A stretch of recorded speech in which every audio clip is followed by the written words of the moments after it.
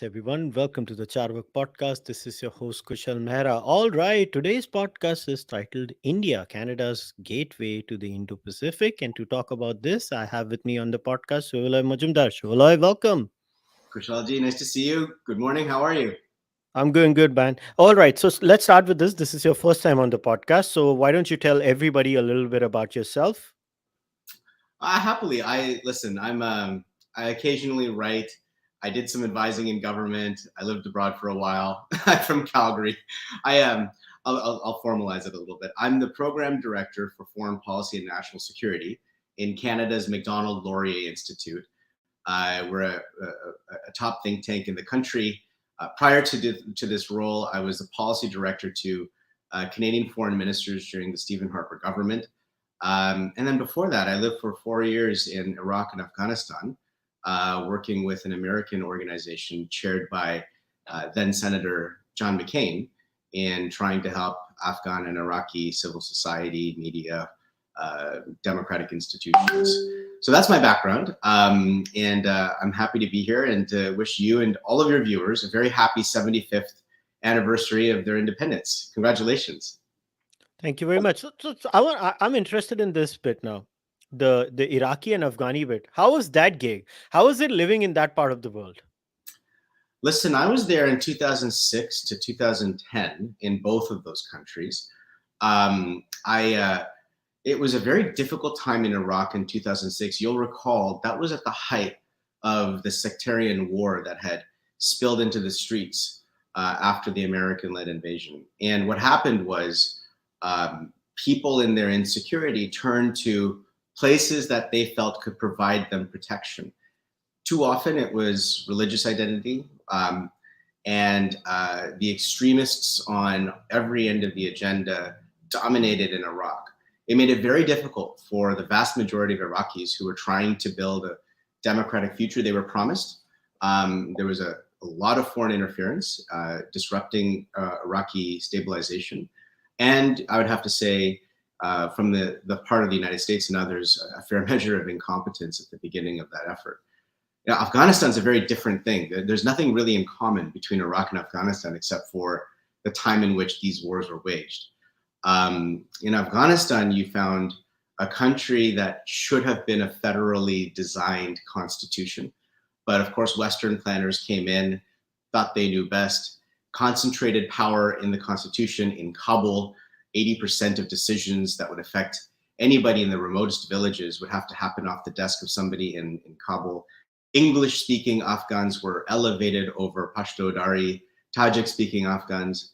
Warlords were prioritized over the democratic aspirations of local villages, and it came at the cost of the Afghan people every step of the way. H.R. McMaster, the former American National Security Advisor, had, I think, paraphrased it really nicely when he said that the West had been waging 21-year wars in Afghanistan rather than one long view. And in doing so, made decisions on the basis of very short-term objectives. Many of those relied entirely on Pakistan's deep state, which I think today calamitously now rules Afghanistan through the Taliban Haqqani regime. In both places, Iraq and Afghanistan, the people that I was able to work closely with, which were majority Iraqi, majority Afghan, are incredible, beautiful, dedicated, brave people who have been victimized by the power games that their rulers have played over them. So it was for me, it was a very personal experience. I was there in my late 20s, and it has stayed with me and informs much of what I even do today. But you know why I asked you this question? You might find it, I'm not trying to mock Canada, but in the entire North American discourse, America has always been the dominant force. But so how was it as a Canadian going there? That's what I'm saying. Like, how do they view Canada? Do they have a view of Canada? Or they're just like America, a kind of a thing? Well, I think they found that a Canadian working in an American organization was novel. And I think the American organization just, they couldn't find any Americans to send. I wouldn't have been an American casualty, so I was appealing on a few levels. But at the end of the day, when people looked at me in both of those countries, they identified more with my Indian heritage, which, I was born in Canada, raised in Canada. I belong to a Bengali family from Calgary, and I tend to identify more as a Canadian than as with my Indo-Canadian heritage. But they were always very curious about where my family originated from, and I think it was that inference that made it much more easy for me to connect with Iraqis and Afghans alike who loved India.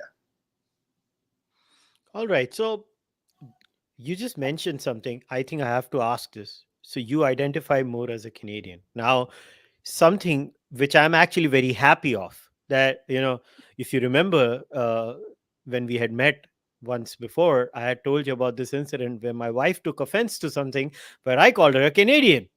So good to hear that you identify as a Canadian. Now, when, like, my audience is primarily Indian, right? So most of the people who are going to listen to us speaking, 65% of them out of the 100 that listen to this, or 70% of them, are actually Indians living in India who are, basically accustomed to English language discourse. They find it alien that a person who looks like them says they're not Indian, they're Canadian. And so how does a Canadian of Indian origin manage his or her relationship with the homeland then? Because it's very important, because today's discussion is about Indo-Canadian relationship, and you're representing Canada, I'm representing India. So how do you manage that relation? It's a thanks for the question. It's a fascinating question. So I'm ruthless about Canadian interest. I approach things from, I was born in Canada, raised in Canada. I pay taxes in Canada. I am proud of my country. I'm proud of Canada, with all due respect to the lovely people of India, being the greatest country on earth. It has its problems, but it remains the greatest country on earth. And what I love the most about Canada is that it's built on the basis of ideas. It's based on the basis, the aspiration of the rule of law, the dignity of an individual, and not the supremacy of one religion or culture over the other, much like India and its constitution is. And a lot of people accuse me of having pro-India perspectives because of my Indian origin. I think one thing that my Indian origin provides me is a cultural sensitivity, a religious context. I honor my tradition and my heritage and what my grandparents and their forefathers had done for India and for Canada. As you know, Canada and India share political heritage in the British Commonwealth. And so for me, I always marvel because I spent time walking through the halls of the Canadian Parliament and I see British architecture and British influences. And the same happens when I go to North Block, South Block in India to visit colleagues with a variety of different perspectives. But you see these common political heritage points that define our democracies. So perhaps I have a bit of an empathy toward how Indians conceive of their democracy and how important their freedoms are to them. And in that sense, I might have a bit more of a cultural perspective that helps. But at the end of the day, I look at the issues of Canada and India purely from a Canadian interest perspective. I applaud great decisions made by New Delhi. I bemoan what India may have done in the early days of its republic by turning to socialism, both politically and commercially, and even non-alignment, even though I'm empathetic as to why non-alignment was pursued. But I am more interested in the here and now. We're here, it's 2022. The world is very different. India is transforming, and its transformation is of incredible consequence for any observer anywhere in the world, especially so for Canada and for Ottawa. And that's why I've come and arrived at the position, particularly as I've watched Indian reforms in the last 10 years, as it shakes off the idea of its colonial rajas. I'm particularly persuaded that it is in the Canadian interest to have a very strong relationship with India for the long term. And there are many reasons as to why I think I can enumerate. But ultimately, that's how I exist at that intersection of homeland and ancestral heritage. I think increasingly it's a wonderful place to be. So now let's talk about this. So how can we bridge Indian and Canadian interests? Because that's what the core of our podcast is about. That's what we are interested in. I come at this podcast from an Indian perspective, where I want to see how India can benefit. like you said, you come to this from a Canadian perspective, how Canada can so obviously you feel very strongly about this, where you genuinely believe that Canada's gateway to the Indo-Pacific literally is India. So build your case for that. How do you think, when it comes to the Indo-Pacific region, for Canada, India is actually the gateway? Look, behind every conversation in the world today, behind the curtains of every conversation, is the question of the rise of China. And what I think Canada, many people in the West had done, from the 70s onward, was invest in China's growth. The assumption was that modernizing China through reforms that Deng Xiaoping had provided would also create an opportunity for moderation of its political class, an appreciation for the rule of law from which it directly and perhaps disproportionately benefited, and provide the world a constructive partner in China.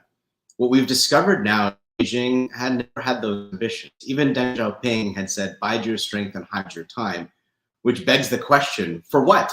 What are you biding your strength and hiding? What are you hiding your time and biding your strength for?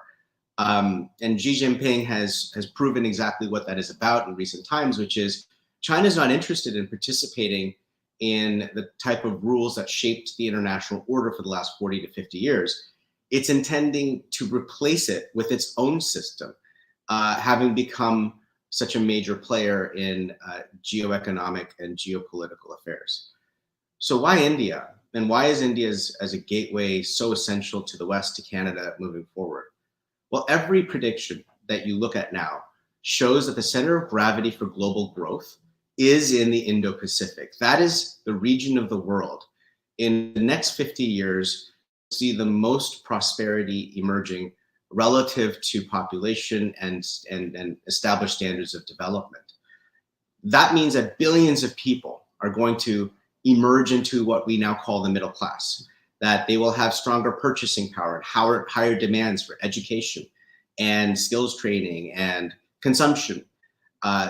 There's a pipeline of products and services that will develop this region that Canada can be a great partner for as a Pacific country.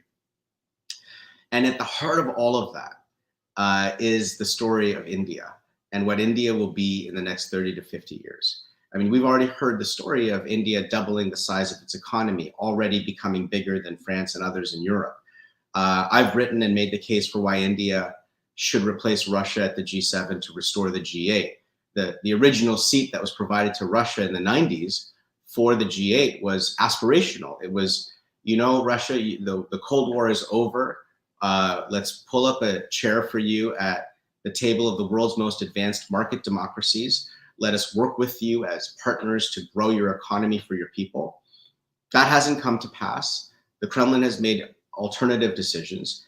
And I think largely as a result of Stephen Harper's advocacy, Vladimir Putin was disinvited from sitting at the the G8 table, making it the G7. But now you've seen three successive G7 summits in which host nations invite Narendra Modi to join as an observer. And I think that's where aspiration is properly placed. Why? Because the Modi government has made it clear that he is interested in pursuing economic reform and economic development, formalization of the Indian poor, and institutional infrastructure to develop the country in a way that India has never yet known. He has made it clear that India will pursue its own interests, in its near neighborhood and beyond. And that's a welcome assertion, because what you're starting to see is a recognition, I think, in New Delhi, that more partners are required to manage China's rise, and that more partners are required to ensure that, ambitions that China might have to rewrite borders, whether it's India's or others, are required to be able to ensure the kind of security that will underpin the prosperity I've just described.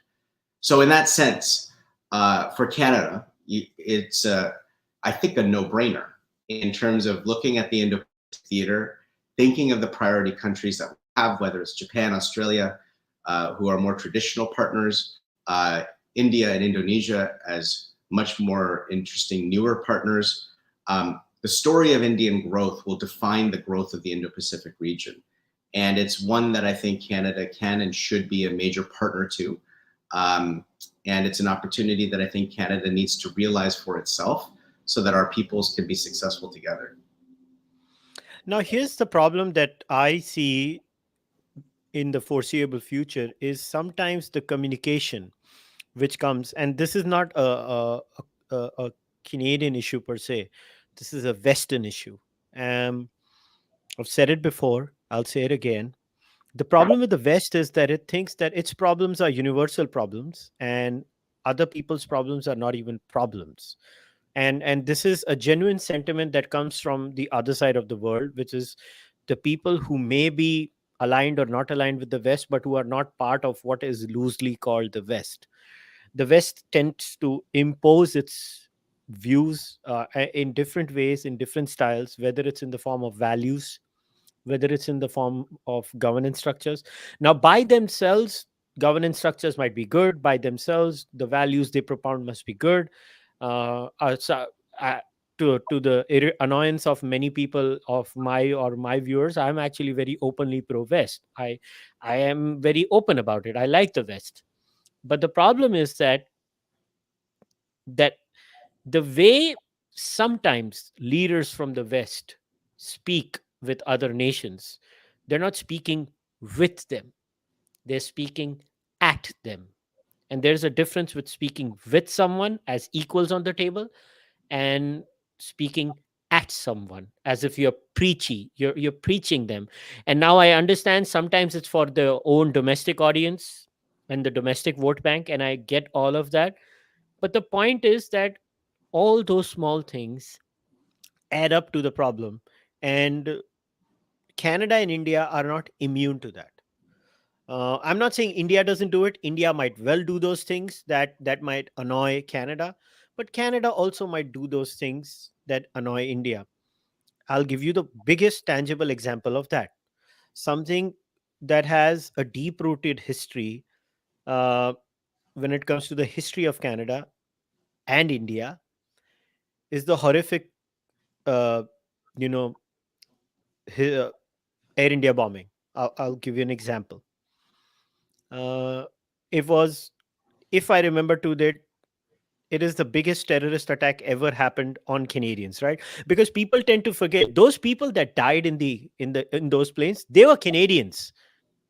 As a great Canadian journalist Terry Milevsky says, the problem is they were brown Canadians. Terry has said that in his book, and that's the difference. Because if it was different skin colors, that terrorist attack would have taken different kind of attention or headlines. And there is this element inside Canada that has huge problems with the territorial integrity of India itself. Now, I'll give you an example, buddy. I was going to rent a car to drive to Ottawa, right? Just before taking a right turn to go to the car rental place, this was in Bramley, Brampton. All right. So I'm giving you the place too. There was a big poster there. I did not take a photo. I didn't give a shit. I just moved on. Khalistan referendum, right? It said in big words, Khalistan referendum 2022. The funny bit is they keep on delaying the referendum. I thought, this is like those Armageddon Christians, right? The Armageddon is coming. We're all going to die. It's been coming from 2012. So they also keep postponing. COVID kind of, laid a jugular on their plans. But the point is, how does India and Canada build a robust relationship? Because we are now going to talk about serious steps that you believe that can build Indo-Canadian relationships. But before we build that and we talk about the good stuff, we need to talk about the ugly stuff too. So how do we do that when you have active Canadians living in Canada, working and openly promoting the balkanization of India? So how does India get over that? I don't think India needs to get over it. I think it's a really fascinating way in which you constructed the question, Kushal. So let me start by addressing this concept of the West and of the East. At the end of the Cold War, a lot of the Cold War assumptions continued into what we now know as the Clinton presidency. A lot of internationalist ideas like postmodernism, thinking around development, really became the bedrock of much of the Western strategic community. And in the Western strategic community, I think there is a realization that those assumptions often come off as condescension, that they do not partner with the realities of other countries' needs or priorities. And often the academic perspectives of the West are not helping partners in other parts of the world succeed. And that kind of condescension is one that I think is coming to a head over the question of Ukraine and Russia's invasion of it, over China's threatening of Taiwan and of its border disputes with India. One of the things that I think the world has to update itself on is to look at these big institutions, whether it's the United Nations or the World Bank and the development banks around the world, how they work to invest in the prosperity of other countries, the economic arrangements like the G7 and the G20. I think what we're seeing around the world right now is a global realignment in which the concept of what some have called a two-front war is beginning to be grappled by democracies in the world today. And so, Indian democracy has come a very long way in that regard. And it has come a very long way from the 1980s, where there was horrific levels of violence and bloodshed in Punjab and elsewhere, or even in the early 70s with the partition of Bangladesh. You see India has gone through so much religious and ethnic strife in realizing the democracy it holds today, that our generation of people have a different sensibility as to what the future affords. Our generation also has, the smartphone. We can now connect across oceans and continents and between languages with so much ease that a lot of the myths of Western prosperity or the fundamental values that had underpinned it are now becoming a lot more transparent and easy to critique. And in the West, what we have seen is an ideology take hold of postmodern progressivist ideals in which, a lot of the elite institutions in the West continue to purvey, rather than the underpinnings of what made the West prosperous, which was a rule of law, market-based economy, conviction-based leadership. A lot of those things have been distilled into, what we're hearing as wokeism. That wokeism transforms into many ways. It's racial-based victim identity. It is that it's not about equality of opportunity, it's about equality of outcome. And it gets repurposed around various narrow agendas and interests, including some extremist elements. In the 1980s, to your point, one of the greatest travesties of the Air India bombing was that the Canadian victims were not seen to be fully Canadian. Police institutions, political institutions didn't prioritize it the way it ought to have, which is why later on, the Harper government was able to launch an investigation, a royal commission. It commemorated the Air India bombing attack in a beautiful monument in Toronto. But by then, a lot of the evidence had decayed that was required to bring people to justice on behalf of the victims of the fallen. A lot of what I think has happened since is that in Canada, the ideas that had fueled this extremism have perpetuated, whereas in India, through reparations and justice that took some time to come, India has moved on. Indian Punjab has moved on. The idea of Khalistan is not something that people appreciate, but the security agencies in Canada in the last few years had indicated that this type of extremism, Khalistani extremism, now poses one of the top 5 national security risks to the country. So there's a lot of things that have continued on in the last 20 to 30 years that are no longer pitched to the realities of India's reconciliation and India's development, in which Canadian society is struggling to get a handle on. in our country, in Canada, we have the balance of free speech and of things that go beyond free speech, which is a call to violence and a call to extremism. And a lot of extremist entities in this country are very effective at exploiting those rules of free speech to expand audiences, to inculcate that ideology, dangerous as it is in the minds of their young, and end up mobilizing them to create constituencies of political support that politicians tend to be dependent on. And so I think what Canada and India can do together is take a step back, understand the realities of the world today in which we live, in which we have the concept of a two-front war that all our democracies are wrestling with. Canadian strategic planners need to be as focused on ensuring India's territorial integrity, whether it is promoted through geopolitical rivals in Beijing or by ideologies backed by Pakistan's deep state in India's border regions and in communities around the world. Fair enough. I hear what you're saying, and I sympathize with the same too. But like I said, the problem for something like, I know you won't say it, but look, this particular element that we're talking about in Canada, they've gone after you too. Let's be very clear about it. And I know you'll not talk about it, but I will talk about it, because I don't know why you guys don't talk about it, but I will. And I will mention this, and I'll mention this why it's important. So first of all, I don't know why Shuvaloy is always kind of so the Khalistani element went after you. The history is long. They've gone after MLI. They've gone after everyone possible that can be thought of on planet Earth. They try to shut people down through defamation. They try to shut people down through multiple routes. Uh, Sometimes even murder. Sometimes attacking veteran Canadian journalists like Balraj Dil.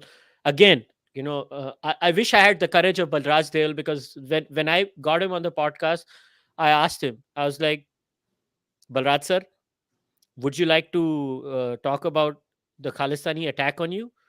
And he looked me straight in the eye and said, Puttar, I'm not a victim. Do not talk about it. Let's not make the podcast about Khalistanis attacking me.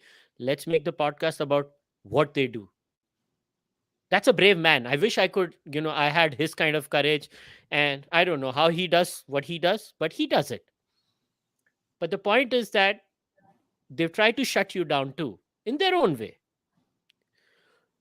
And now, again, Shuvaloy might find this very uncomfortable, but this is kind of my surprise on Shuvaloy and the podcast.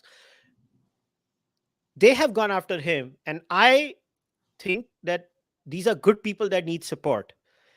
Now tell me, how can many others support you in this? And no matter how much you find this uncomfortable, I'm going to make you say it. So you have no choice now. Oh, thank you, Kushal. That's nice of you.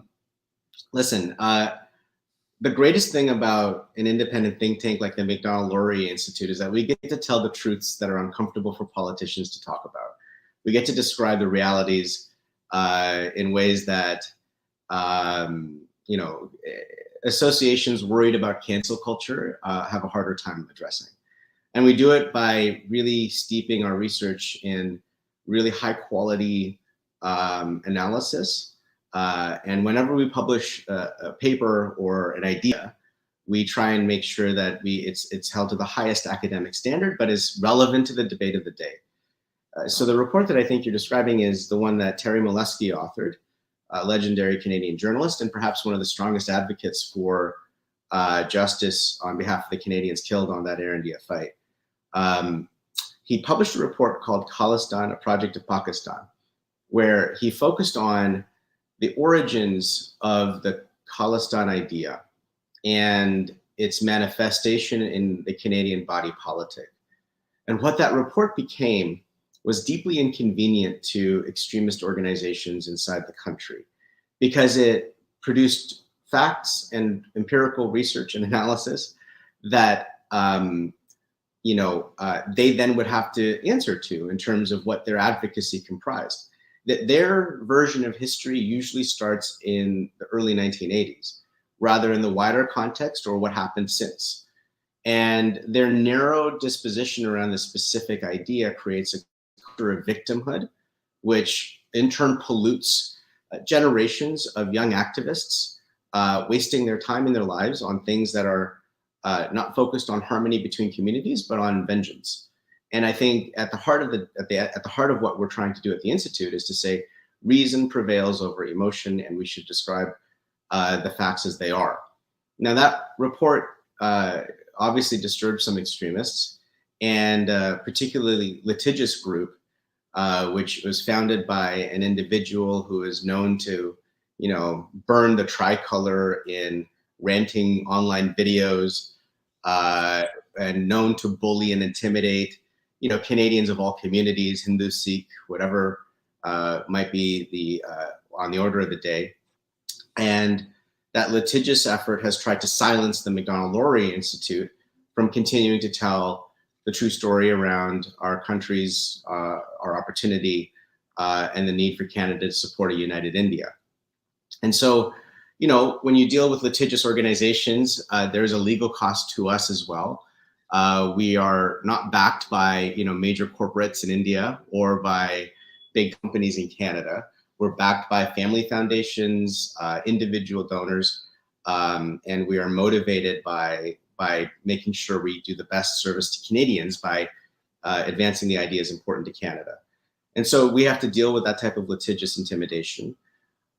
Independent of that, there's also the idea of propaganda that, various fronts and news outlets, I'll put them in quotations, submit about our people, where they try and, purvey outright lies about our motivations, our histories, our actual work. Balraj is exactly right. I don't think there's a need to celebrate the idea of being a victim here. At the end of the day, a lot of us have backbone. We have the courage of our convictions. We know we're on the right side of history. We've done our homework, and we present the facts for what they are, inconvenient as it might be to extremist coalitions. So, we're not going to back down. We're not going to stop. We're not going to, feel somehow that we need to be more measured when we already are measured. And we'd be open to hearing any actual criticisms of the findings, which have yet to be produced, rather than, just banging the drum about things that the report did not even touch upon. So, I thank you for raising it. But I've been through personally much more difficult conditions in Iraq and Afghanistan and dealing with extremists where some thugs in Toronto and Vancouver won't slow me down. Yeah, but well, so just to let everybody know, this is where you go and support the Macdonald-Laurier Institute. Full disclosure, I do, and I have no problem in saying I do. They are doing good work. So if you want, you can donate once, you can donate monthly. I'm someone who donates monthly, and they're a good institute. They're doing good work, and if you want good things to happen, because at the end of the day, full disclosure, I like Canada as much as I like India. The point is that if we want two democracies to prosper, we need to support good things. We need to support good causes, which is why I have put this thing on the screen. Now, if you're listening to the audio only version, you will have to go to the website, which is mcdonaldlaurier.ca, and you can go and click on the support button there. Uh, I will also leave a link in the description of the podcast for the Macdonald-Laurier Institute and to support them. But once again, why I'm talking about this is that imagine what people have to go through just to do good academic work. Balraj Dale, for just talking about a bad element in society, was brutally physically attacked, head broken, hands broken, legs broken. The man literally carried himself in a half dead state to the elevator, goes upstairs, and then somebody who was a good person took him to the hospital. Now, luckily, in the case of Macdonald Laurier, they have not faced that. But the point is, there are different ways of intimidating different people. And this podcast is about Indo-Canadian relations. If India and Canada needs to have a single and a very good and very steady relation, India has to remain an entity which is stable. And stability can only be maintained that there is no balkanization of India.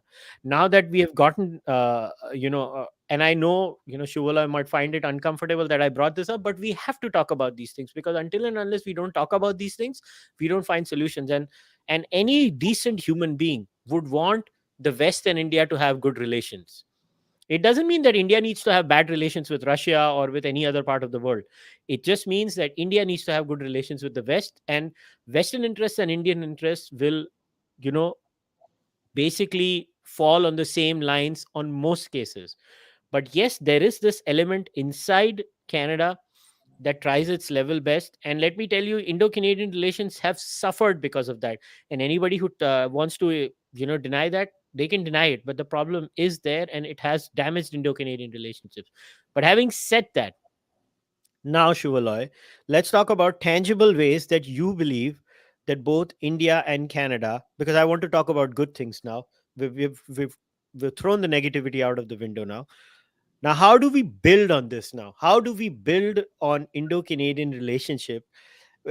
Maybe, in actual focused ways, through tangible ways where we can build that, like through trade, through cultural exchanges. How do we do that? It's a great question. And honestly, I appreciate you raising it, because I think that without a common understanding of security, whether it is geopolitical pressures, extremist pressures, it's very difficult to realize shared prosperity for both India and for Canada. And so I think one precedes the other. And we have to get our house in order in the relationship on our shared understanding of what threatens both our countries, as well as an agenda for what we do next. So on that, Canada is in the process of defining its Indo-Pacific strategy. It's a latecomer to the game. Every other Western country has done it. And so we wish this government great success in getting it done as quickly as possible. The latest debate is that they're deciding whether or not the word China should be involved in it, which tells you the sad state of discourse in that, and the debate in how they're thinking of it. But let me offer some suggestions as to how I think their Indo-Pacific Commission that is providing advice to the government on what to do on the Indo-Pacific, how they could think about it. First of all, I think it's understanding clearly the security risks in the Indo-Pacific in which Canada has engaged interests. So one is the rise of China and how to manage it. And the second is extremist ideologies often pervade by Pakistan's deep state in South Asia and across the region.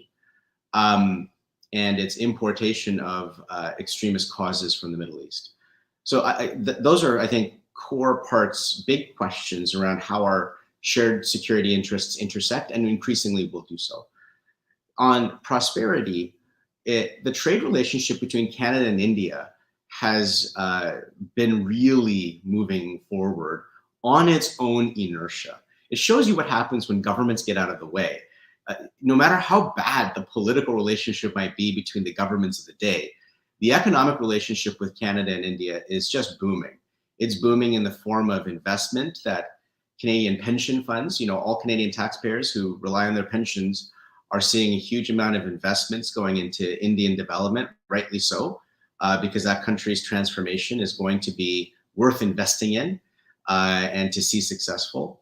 It's increasing in terms of the number of Indians that come to Canada for education, because, like I said at the beginning of our podcast, there's no country better on earth than Canada in terms of, even though we have our problems, there's no country better on earth than Canada, especially for Indian students. And we're seeing scores of them come to Canadian schools, and some stay behind, some continue back to India, but all with an attachment to Canada, which is one that can be built upon. On fuels and fertilizers, Canada has the potential to be a global powerhouse when Canadians can realize our clean Canadian energy infrastructure to access international markets. When we can start getting those pipelines built, particularly to the Canadian Pacific, we can fuel India's rise, not just with oil and gas, but also with uranium. Canadian energy transition technologies are central and very successful, from hydrogen to carbon capture and sequestration, and a range of other energy transition technologies that actually work. These are things that I think can be instrumental to Indian development, particularly in a lot of the pollution constraints that India has to confront in its own growth. And of course, in fertilizers and others, India's agricultural sector is beginning the process of modernizing. And I think that there's, or not just from fertilizers, but from farming technologies and from agri-technologies, food storage, cold climate storage equipment, things that can ensure that Indian grown agriculture doesn't decay and waste in Indian storage units. These are all areas that Canada can be instrumental to India's growth and development. And of course, finances, investments. I think we're going to see a huge expansion of Canadian investment. In fact, the Canada-India Business Council and the Business Council of Canada 2 weeks ago released a report defining India as a gateway to the Indo-Pacific. I couldn't agree more. I think that a lot of these business community leaders in Canada understand the opportunity India provides to Canada. And I don't think that they're wrong to say that we should be making India as much a priority as we made China a priority 40 years ago, knowing that India has a much more resilient and successful democracy to invest in that will allow for stable long-term growth. So I think that looking at India as a gateway for the Indo-Pacific, as a place in which our security partnerships can expand from cyber to cold climate warfare to marine and submarine and space technologies, that's a critical part. Coming to more understanding of how to confront extremist ideologies together, because they create problems for the unity of both countries. Focusing on India as an economic gateway to the Indo-Pacific, whereas Indian growth will have a major effect on Indo-Pacific growth. Indian trading arrangements will have a major influence on how the rule of law will underpin the region's prosperity. These are all areas that Canada should contribute to. And then on the basis of our shared values, of our understanding of the rule of law and of democracy itself, in places like Sri Lanka, in the Indian near neighborhood, I think Canada and India are natural partners to be able to help strengthen the democratic institutions that will create and provide for much more longer term stability than some of the autocratic tendencies of India's neighbors today. Yeah, the only worry I have, Shuvaloy, when it comes to the area of trade is again going to be, I think, the sticking factor when it comes to Indo-Canadian trade. Maybe in this whole climate change bogey that has been raised all the time, where the Indian perspective is going to be, look, you guys had all the fun. Now you want us to stop having fun and increase the cost of living of our citizens by putting in unrealistic demands on We have us. the same problem in Canada. We have we have we have, we have, we have a carbon tax that a federal government insists on imposing on Canadians in the midst of unprecedented inflation. So I'll tell you that the Canadian political class is imposing the same standards on Canada, or at least seemingly attempting to. Yeah, man. And just on a side note, I don't know when Canada is going to get rid of the Arrive Can app. If there ever was a single biggest pain in the ass in my life, it is the Arrive Can app. It's ridiculous. I mean, ArriveCan app is an illustration of the mobility issues that Canada has. We want to be a business partner, but we're not making it easy for people to do business. And there's a lot of Canadians that want to do business in India, and a lot of Indians who want to do business in Canada, and we don't need a ridiculous app getting in the way of that growth and potential. We need to get that out of the way. Like every single day when I go on Canadian Twitter, yes, there is this small little corner of Twitter which has Canadian things discussed too, and you'll just see photos or videos of lines piling up on different airports in Canada. Lines of human beings, and all thanks to the shitty COVID requirements of the Canadian government. But on the trade. On the trade bit, now this is a very good question, Shuvaloy, that a viewer has asked. So it's actually a very intelligent question. Currently, how do US and Canada's strategic interests align? And what are some of the troubling areas in that relationship? And two, because it's follow up by that, how much is the US influencing Canadian foreign policy? Because that matters a lot for India, because we want to have a separate relation with Canada. We want to have a separate relation with America. Now, if Canadian foreign policy becomes a proxy for American foreign policy when it comes to India, that's also problematic, right? It's a great question. The United States provides 80% of Canada's export economy. Our goods and services go across that border every day to the tune of billions. The United States provides 100% of Canada's security. Our partnership with the United States, our alliance with the United States is deep and historic and extremely successful. The trading relationship that Canada and America enjoy across the longest undefended border in the world is the model for trade agreements around the world in terms of how prosperous relationships can happen. With the United States, Canada negotiates eyeball to eyeball on key individual issues, but at the heart of our relationship, the United stand. There will be those in Canada who say that Canada's caught in the middle between America and China in this period of competition. My view is that that's a myth. It's never been a question. We require the United States to be successful in the world for our own prosperity and our own security, and we should be proud of that. Now, in terms of Pacific markets, Indo-Pacific markets, India included, in some ways, Canada and America can be competitors in exporting energy to India, but I think that Indian demand for energy is so high that this is something that Canada and America should continentally cooperate on, making our energy more accessible to fueling the growth of countries in the Indo-Pacific like India, more accessible to reducing Russian reliance in Europe on Russian energy. And those are partnerships that can be expanded and grown while Canada develops its own infrastructure to get its energy to market. The American-Indian partnership in the Quad with Japan and Australia is one in which Canada is not a part of.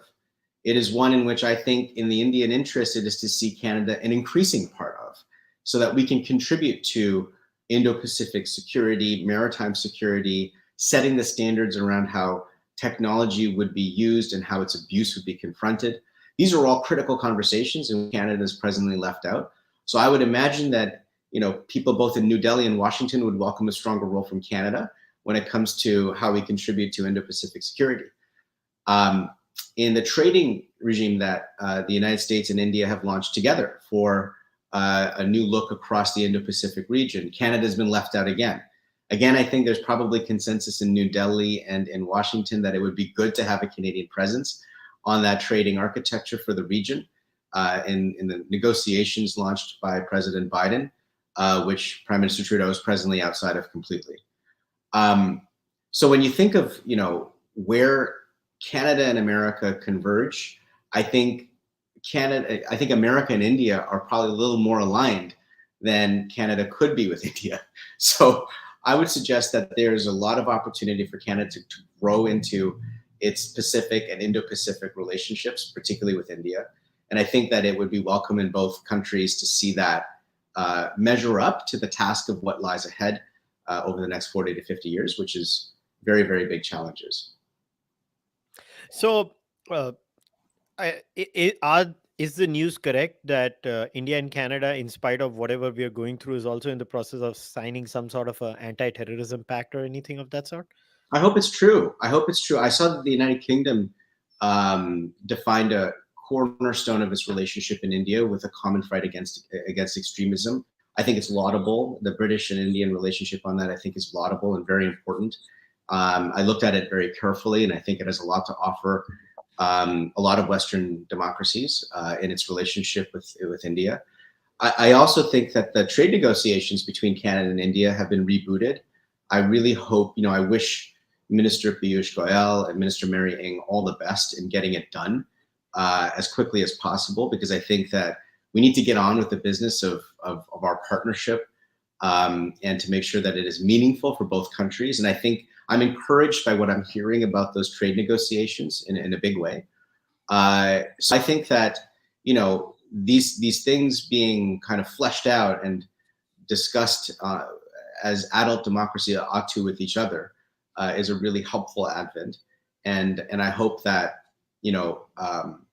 both countries can rise above domestic constituencies that tend to poison the conversation. But it's too important for us to let slide. We have to get it right.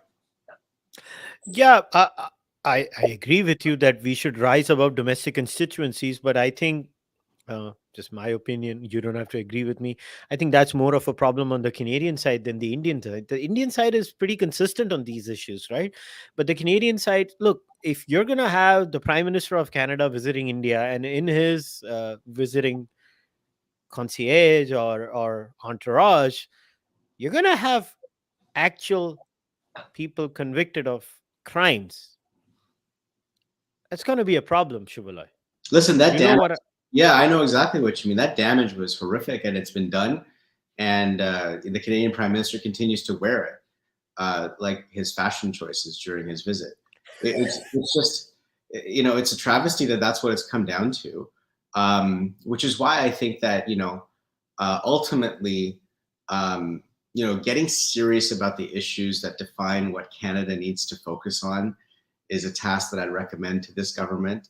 And I think that, they've had a problem with that performance politics, whether it's with the pandemic or with relations with other countries around the world, or on issues like energy transition. I think Canadians are growing really tired of it. Our country is experiencing, in many parts of our country, is experiencing huge economic anxiety today. Many people are already living in recession. They're worried about the price of everything going up, and we cannot afford to waste time in creating the pathways to growth, of which India, I think, is a critical part. And I hope that the Prime Minister actually takes it seriously. So hopefully the next time that, the Prime Minister visits India, which I would encourage to happen sooner rather than later, they do a much better job. They learn from their mistakes, and they focus on the things that can actually bolster and grow the relationship, one that they inherited.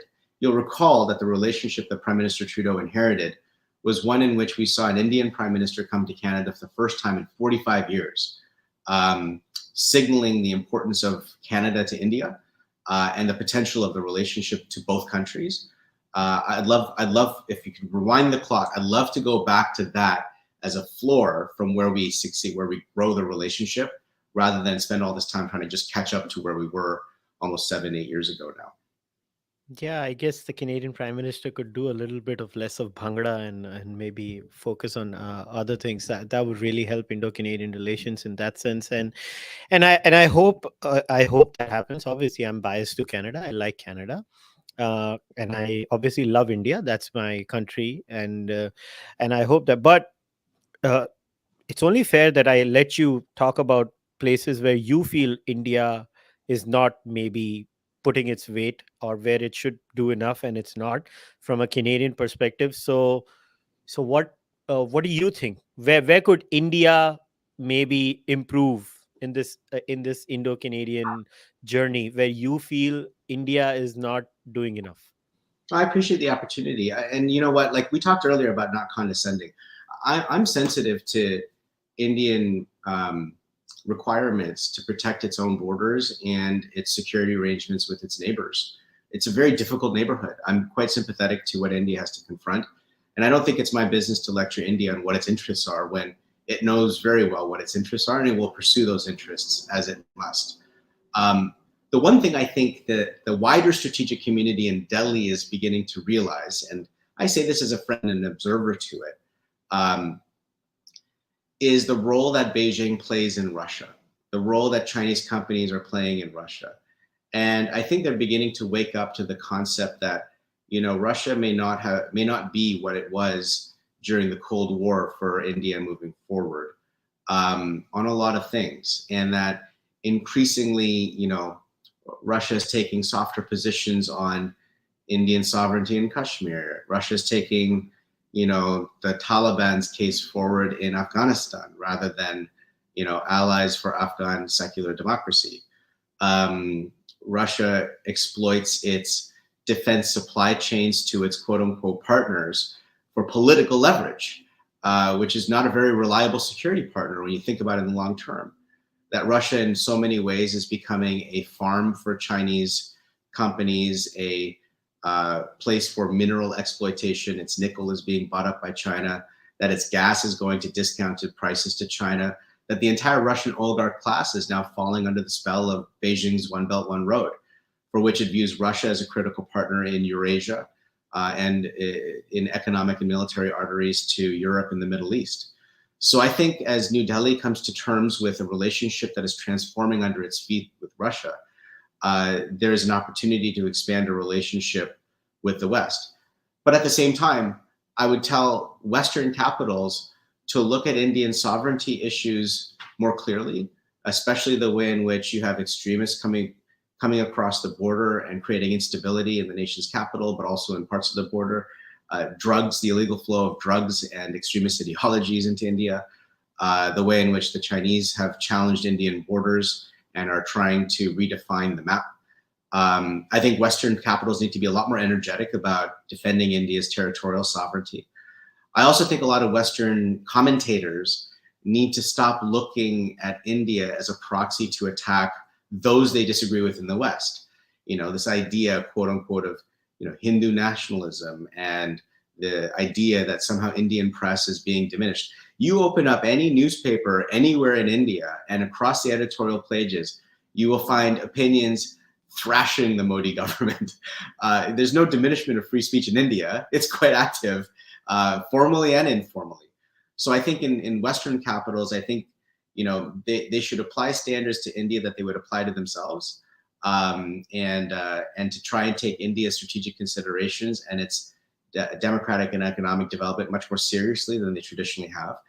In fairness, many in the West have actually figured that out, therefore are pitching their relationship with India on the right trajectory, whether it is the United Kingdom, France, Germany, etc. Canada has to catch up to Washington and others. So maybe that's a way that I can try and respond to your question in terms of where I think New Delhi can be a more full part of the type of international order we require to succeed, with wars brewing both in the Pacific, but also a full-blown war that's being waged in the Atlantic, in Atlantic countries, particularly in Ukraine. Another interesting thing that I was happy to figure out was that even Canada has banned Huawei, right? The 5G, the entire 5G network. No, it took them years to come to this conclusion, ridiculously so. The Canadian government had plenty of opportunity to ban Huawei before Beijing took Canadians Michael Kovrig, Michael Spavor hostage over Huawei. So yeah, the decision has been made to ban Huawei, which is a good decision. It came a lot too late. And now it's really about setting a timeline to take out existing Huawei technologies in Canadian telecommunications infrastructure so that it cannot be abused in the future. So 100%, that decision is a welcome one, but it needs to be backed by actually building much wider technology partnerships with India, with democracies around the world, in which the norms around how technology is governed will be defining. So, I think it was an early first step. There's many more steps that need to happen, and I worry that the government is not bringing the energy it should to it. All right. So, okay, two things over here. I guess point number one is, India is all okay. By the way, Abhijit is watching this chat, so full disclosure, he's watching this discussion. So no, I told Abhijit if he has any questions, he can ask them to you, and he has raised these questions. Of course he has. Yes, and Abhijit is always playing the spoiler. Abhijit sucks, for the record. So here's what he says. He's made 2 points. Ask Shuvaloy that India has always been cautious about, quote, liberal democracy in Afghanistan. It's also been engaging Taliban robustly, more so since the Haqqanis are taking on Pakistan.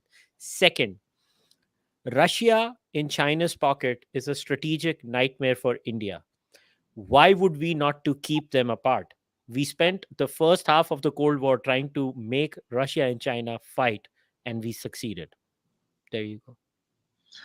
Well, I think in Afghanistan, the Taliban Haqqani regime is deeply divided with other Taliban elements. Their conquest of Afghanistan a year ago is going poorly for the Afghan people and for their attempt to normalize the Taliban Haqqani regime in Western theaters. I I think that, I used to run massive public opinion research inside Afghanistan, sample sizes of 50, 60,000 people.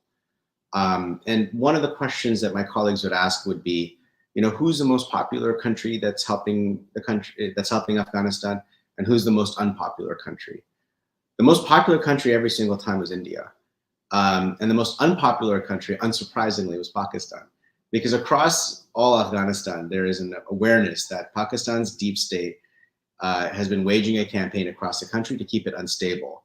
Maybe most Afghans wouldn't realize, but they probably do on their own way, that it's part of a policy of strategic depth, which is which is Pakistan's vengeance for the partition of Bangladesh and the obsession of its intelligence community at the expense of the Pakistani people. I think with Russia moving to different partnerships in Afghanistan, my sense is that India is going to have to figure out how to deal with the reality of those who govern Afghanistan in the short term until something better is created for the Afghan people. So I'll stop on that there. And what was the second question, Kushal? Or The the second comment? question was on basically on Russia. Was Russia in China's pocket is a nightmare for us? Yeah, listen, um, Henry Kissinger had exactly the same perspective, that it would be good to keep China and Russia divided. And I'm not a fan of what Henry Kissinger has done across Asia, right?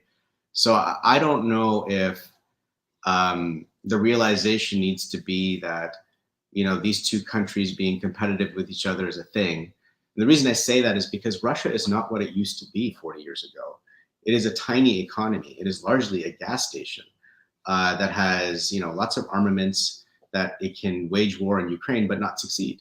Like, think what you will about what Ukrainians have had to put up with, but you cannot diminish the kind of commitment the Ukrainians have had to expel Russian invaders. This is a small country dealing with a former superpower who does not have the capacity to succeed in its military ambitions. So I would say, a partnership between Russia and China is already there. It has arrived. It is not the type of partnership that I think the Kremlin would have wished for, because it's not them as equal partners of Beijing. It's them as completely subservient to Beijing's priorities, and increasingly so because of its economic isolation.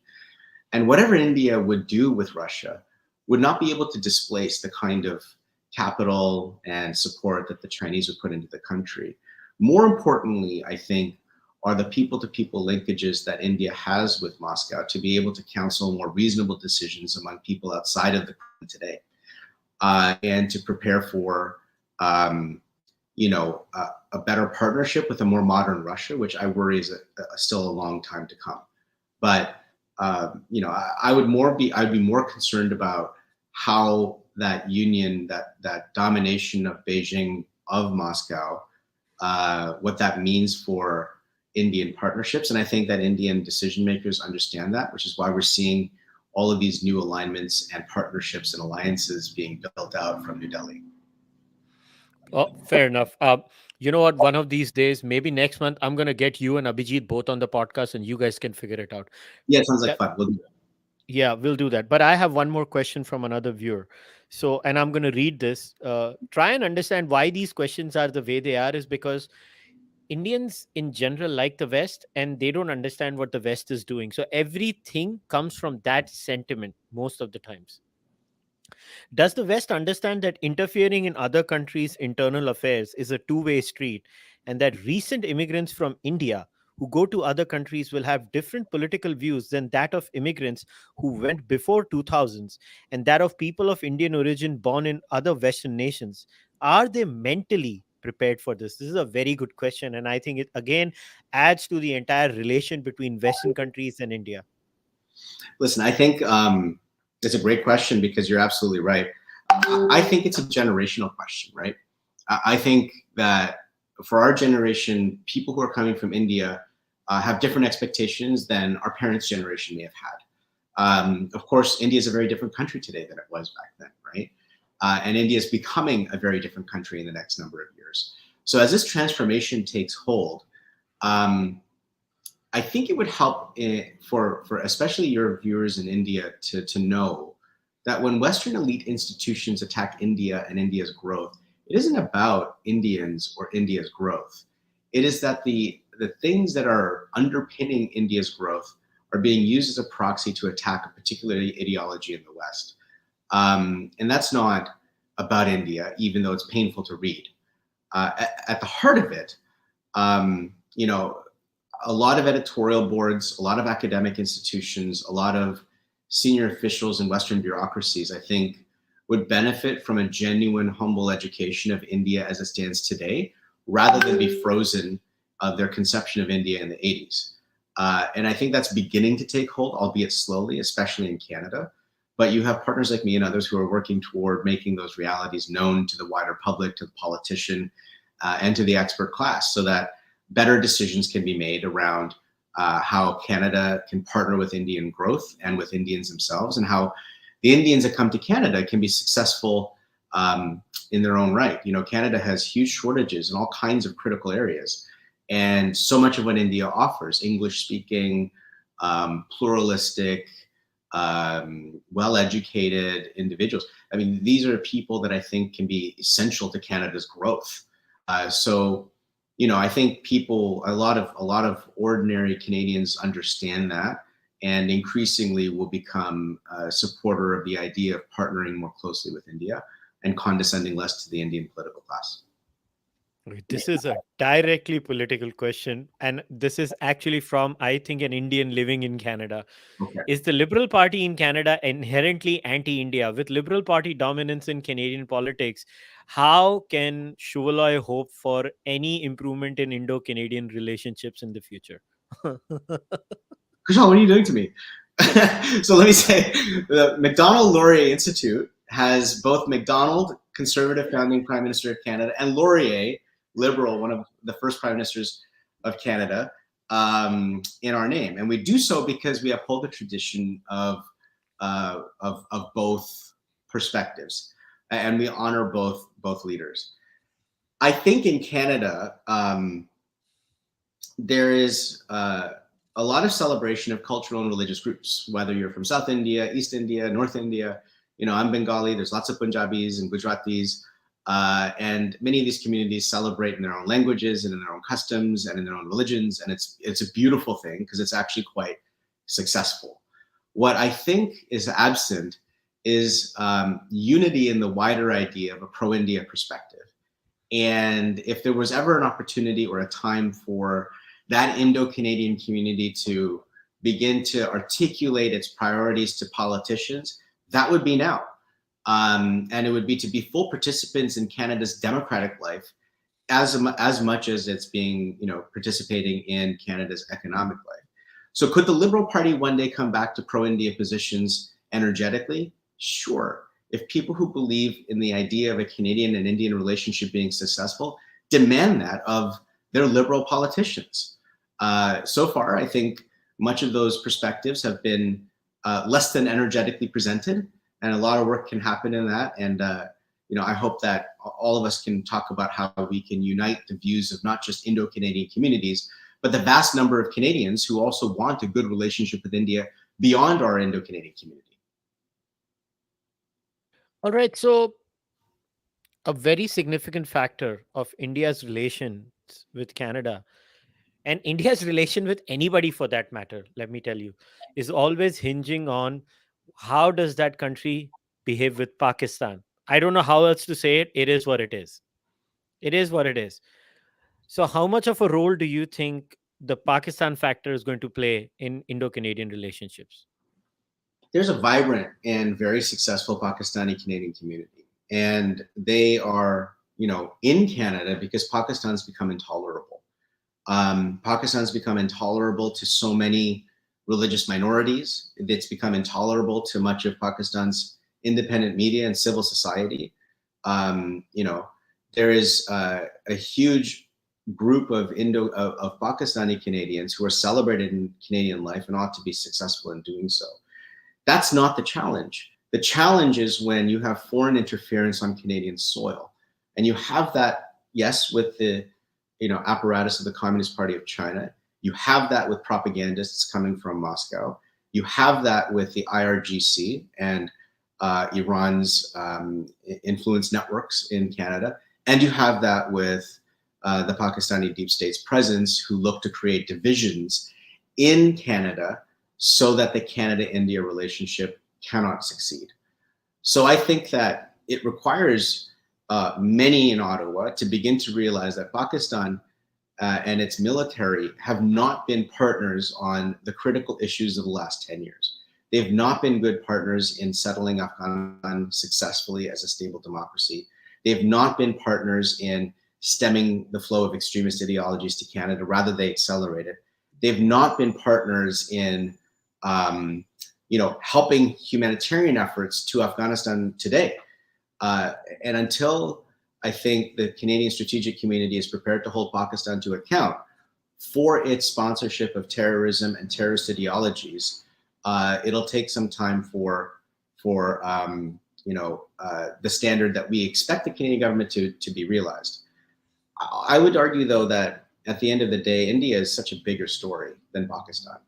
And I'd agree. I'd imagine a lot of people in India would agree too. Pakistan is an issue insofar as that it pervades terrorism into India, nuclear power. But I would say that Delhi is properly focused on Beijing's decisions more than any other Indo-Pacific country, as I think most serious people and most serious countries are. So I would think that there is a lot to be done in partnership with Pakistani civil society. And in encouraging Pakistani democracy to succeed. But to do that, we need to eliminate the hold that the military has on that country and its potential and its people. And that requires holding them accountable, whether by Magnitsky sanctions or terror listings. But until that is done, we will not take seriously the threat that Pakistan poses. Yeah, and what I've from an Indian perspective, I think Pakistan actively funds the Khalistani movement too, and India has raised this question many times in the future. In fact, I'll tell you something very interesting has happened in the United Kingdom recently, where Preeti Patel signed a landmark return deal with Pakistan. And I'm quoting Preeti Patel, who's currently, I think, the Home Minister now. Yeah. She says, "I make no apology for removing dangerous foreign criminals and immigration offenders who have no right to remain in the UK. The British public have quite rightly had enough of people abusing our laws and gaming the system, so we can't remove them. This agreement, which I am proud of to have signed with our Pakistani friends, shows the new plan for immigration in action and the government delivering. Our new Borders Act will will go further and help end the cycle of last-minute claims and appeals that can delay removals." I'm just sharing this as an example of how tangible steps can be taken in dealing with things, because at the end of the day, I don't know how to say this, but I'm going to say it. India is a much better option for most Western countries in terms of values, in terms of size of economy, basically in every way possible. That's about it. I don't know why Western democracies are not able to understand. And I'll also accept this one. I don't think you meant it as a criticism, but I actually do mean it as a criticism of my own viewers, because I think in the Indian mind, Pakistan takes disproportionately more space. And I don't know why it is, because it reflects in many times in the questions I get asked when my guests come over. You said it perfectly. Like, the Indian state is now focusing on China, because for them, China is the real thing, right? Pakistan is just a sideshow as far as the Indian state is concerned. And I agree with you, but maybe this could be our last closing remark, because I'm conscious of your time, buddy. So if this was my last question to you, what do you think are your expectations, and maybe a 10-year goal and a 20-year goal between two countries that I personally love a lot, both India and Canada? And I'm more biased to Canada and I think Canada is better than America. So all my Americans, please don't hate me. All my American subscribers, don't hate me. I like Canada more. But but so what do you think? Can we as individuals who maybe have a voice, like you have a voice in Canada, I have a voice in India, what can we do practically to improve what I don't know how else to say it. It has been a very dicey relationship that both our nations have. Demand practical outcomes in the short term. 10 years, 20 years is a lovely idea, but focus more on what can be accomplished in the next 3 years or 2 years. Realistic things. For example, collaborating more closely on defense innovation or collaborating more closely on scaling startup technologies that develop India and can be of benefit to Canada. Um, Focus on near-term wins when it comes to securing India's fuel requirements, whether it's uranium or energy. Canada should get super focused on getting that done so that we can actually be part of helping light more Indian homes at, with our clean Canadian energy, and to provide real strong energy transition technology so that India's pollution comes down for the benefit of the Indian people, Indian rivers, Indian agriculture, all of it. I think that the biggest thing, if I could really distill it, is to bring ambition to the relationship, to demand that politicians come up with tangible outcomes and move beyond the doldrums of the trade discussion that has dominated over the last 30 years. Don't just talk about trade. Talk about India as a serious strategic partner for Canada's success in the long term. Take India's growth seriously and demand that real outcomes can be achieved on tangible topics in the near term. By bringing ambition to this relationship, I think that's probably the one biggest thing, the biggest idea that I could leave with your viewers. That's what I would demand of Canadian leaders. Perfect. I think, as far as I'm concerned, I just hope Canada wakes up to certain issues that are really sticking points when it comes to Indo-Canadian relations. And I don't know how that's going to happen until and unless the Canadian political establishment really realizes that it's harming their own interests. I think a stable India, a growing India, a territorially stable India too, is better for Canada. I think India can play a significant role in the Canadian growth story. If you ask me personally, I think India is a key factor in the Canadian growth story, and it's not because you spoke about it. I actually believe in, and that's why I wanted to talk about it. And yes, America is always, and America is going to be a player in the Indo-Canadian relationship, whether we like it or not. America is going to be a player in that too. In fact, it's in both India and Canada's interest that they make sure that America is becoming less and less of a player, and we have a direct relationship as countries. But I think with America right around the corner, it's never going to be possible in that sense. But Shuvaloy, it's been an absolute pleasure talking to you. I hope and wish that the Macdonald Laurier Institute grows even bigger and bigger and bigger, and we keep on having these discussions. Now this is your first time, won't be the last time. Next time I think I'm going to get you and Abhijit together, because Abhijit has been trolling me incessantly on the live chat, which is very typical of that person. But once again, buddy, thanks a lot for coming on the podcast. I'll be happy to thrash Abhijit on your podcast next time we do this together.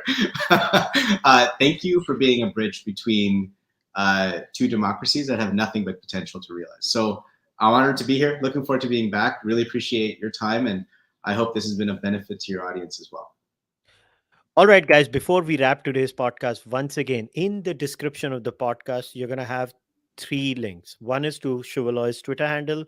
Go and follow him on Twitter. Read his essays, his articles. He's a wonderful writer. I think he should write more. He writes less, but that is for some other day. Secondly, I'll leave the link to basically Shuvaloy's website. Just click the link. You can go and read up his work. Third, I'm going to leave a link. And once again, I'm going to share the link once again for all of you. I'm going to share the link again of the Macdonald Laurier Institute. And full disclosure, once again, I support the Macdonald Laurier Institute Thank you. financially.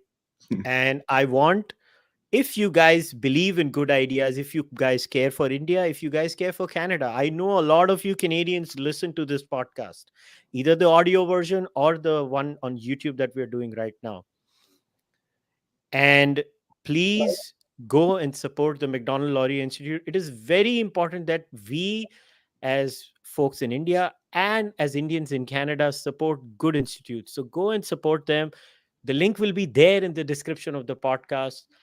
And as far as I'm concerned, you know the drill, guys. Subscribe to the Cārvāka podcast YouTube channel, or go on iTunes and Spotify and leave a nice review, and you can listen to it over there. Support the podcast, like the video. If you want to abuse me, please abuse me in the comments. Always remember, abuses are welcome, because that helps the YouTube algorithm. It's just another thing to put me up on the top. So I don't care what you do on the comment section, just keep typing there. As far as the other thing is concerned, you can become a member on YouTube, you can become a subscriber on Patreon, you can buy the Cārvāka podcast merch, or you can send your donations through UPI in India. I will see you guys next time. Until then, namaste, take care, bye bye. Namaste.